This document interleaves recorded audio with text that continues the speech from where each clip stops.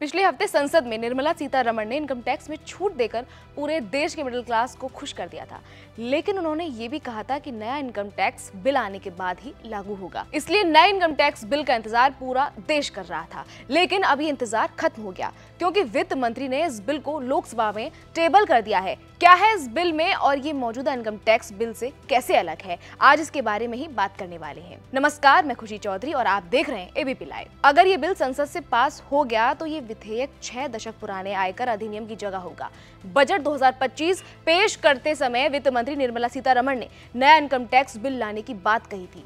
नया income tax bill taxation system में सुधार के लिए एक बड़ा सुधार लग सकता है। वित्त मंत्री ने बिल को टेबल करते हुए लोकसभा में बताया कि बाय बिल लाने का सबसे बड़ा मकसद तो यही है कि सभी नियमों को आसान भाषा में बताया जा सके ताकि लोगों को इसे पढ़ने और समझने में दिक्कत ना हो। नियमों को आसान करने के अलावा इस बिल का मकसद ये भी है कि आम आदमी के हाथ में ज्यादा पैसा बचे। इस बिल के जरिए कुछ बड़े सुधारों की उम्मीद है, जैसे कि टैक्स नियमों का सरलीकरण, छूट और कटौतियों को तर्कसंगत करना, विवाद समाधान सिस्टम को मजबूत करना, डिजिटल अर्थव्यवस्था के लिए प्रावधान, टैक्सेशन सिस्टम में सुधार करना। पुराने कानून को बदलने की जरूरत क्यों? 6 दशक पुराने मौजूदा आयकर अधिनियम में कई कमियां हैं जो टैक्स सिस्टम को काफी जटिल और बोझिल बनाती हैं। नए विधेयक का मकसद इन कमियों को दूर करना और टैक्स सिस्टम को आम आदमी के लिए ज्यादा आसान और पारदर्शी बनाना है। बता दें कि एक बार जब विधेयक संसद के दोनों सदनों में पारित हो जाता है तो ये कानून बन जाएगा।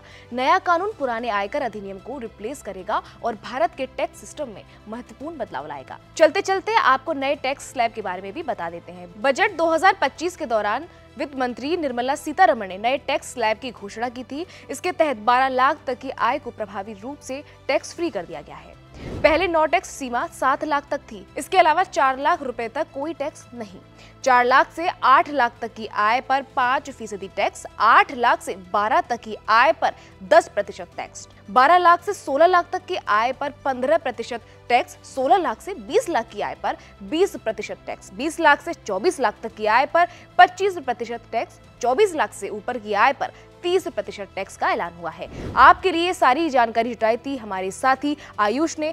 बाकी देश दुनिया की तमाम खबरों को जानने के लिए देखते रहिए एबीपी लाइव।